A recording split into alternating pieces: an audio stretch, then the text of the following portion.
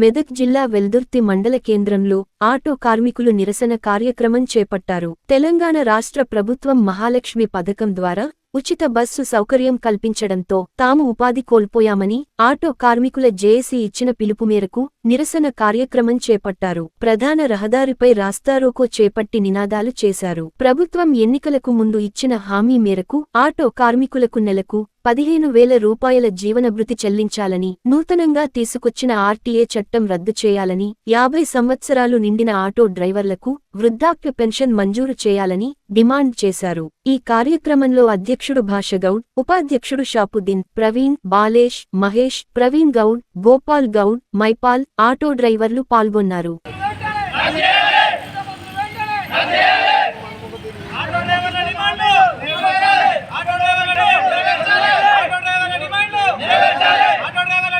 Road ఎక్కిందన్న CM నమ్ముకొని మేము ఈ ఓట్లు వేసినందుకు మా పరిస్థితి ఇలా మొత్తము చెప్పుకోలేని పరిస్థితి ఇలా మాది.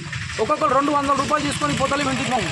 మాకు ఒక గుంట పొలం లేని పరిస్థితిలో మేము ఆటోలు తీసుకొని నడిపించుకుంటాం. మమ్మల్ని ఇలా అరవందరం చేసి పెట్టిన సీఎం నమ్ముకొని ఉంటే పరిస్థితి అన్న మాకు న్యాయం కావాలని కోరుతున్నాం. అంతే మాకు ఈ పరిస్థితులు రాకుండా మమ్మల్ని న్యాయం చేయాలని రేవంత్ రెడ్డిని కోరుతున్నాం.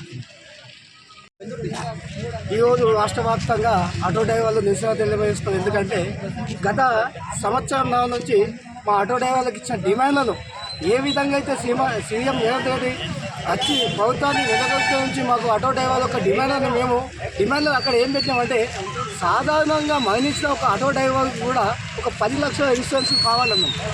ఈ ఉచిత పథకం ద్వారా చాలామంది ఆటో డ్రైవర్ ఆత్మహత్య చేసుకోవడం జరుగుతుంది.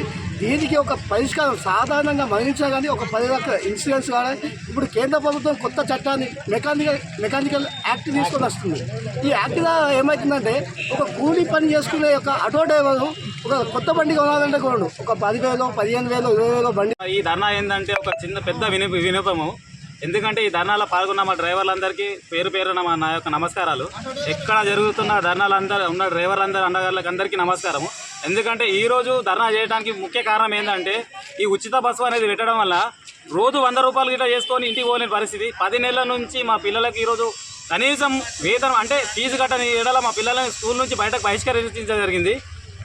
పిల్లలు ప్రైవేట్లో కాకుండా గవర్నమెంట్లో జరిగే చదువుతానికి ఇట్లా దుస్థితి ఏర్పడ్డది మాకు పిల్లలకి. ఇట్లా కనీసం మా నిత్యావసర సరుకులు కొనుక్కుంటానికి ఇట్లా మా దగ్గర డబ్బులు లేకుండా పోయినాయి.